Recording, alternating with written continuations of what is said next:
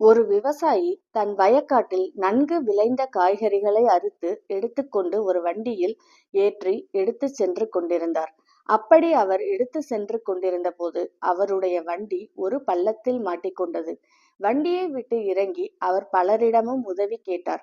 இருப்பினும் அவருக்கு யாரும் உதவி செய்ய முன்வரவில்லை.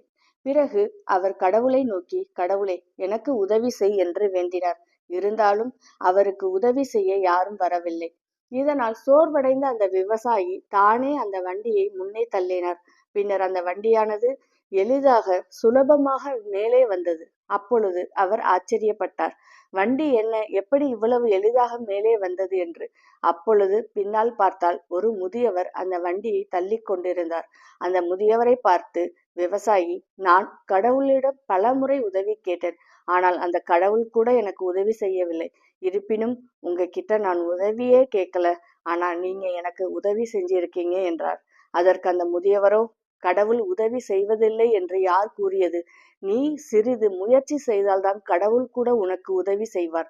முயற்சியே செய்யாமல் உதவி கேட்டால் யாரும் உதவ முன்வர மாட்டார்கள். எனவே முயற்சி செய்.